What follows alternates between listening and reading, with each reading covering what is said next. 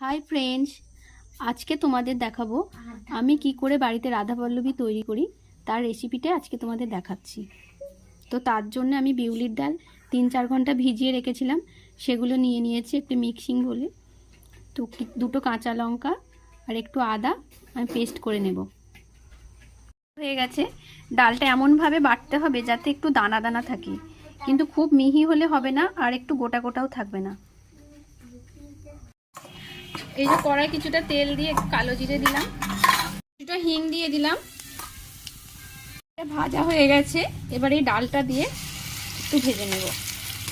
নুন দিয়ে দিলাম, নুন দেবার পর আমি কিছুটা মৌরি গুঁড়ানো দিয়ে দিলাম, দিয়ে দেবো। এবার একটু চিনি দিয়ে দেব। রাধাবল্লভীর পুরটা আমার রেডি হয়ে গেছে। পুরটা নামিয়ে এই যে ছোট ছোট ভাগ করে আমি গোল করে নিয়েছি। এবার এটা ময়দার লেচি কেটে ওর ভিতরে ভরে বেলে ভাজতে হবে। এই যে ময়দা মাখা হয়ে গেছে, লেচি কাটাও হয়ে গেছে। এবার পুরটা ভরে বেলে ভাজবো। এই যে পুরগুলো এবার ভরে এই যে এইরকম করে ভরে নিতে হবে।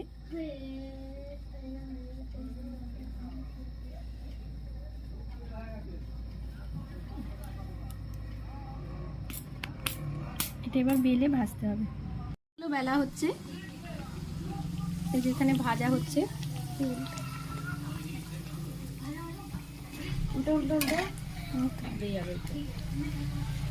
এখানে অর্ধেক ভাজা হয়ে গেছে।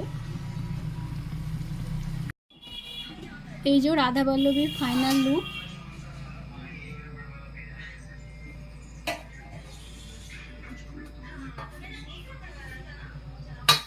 ভিডিওটি দেখার জন্য থ্যাংক ইউ।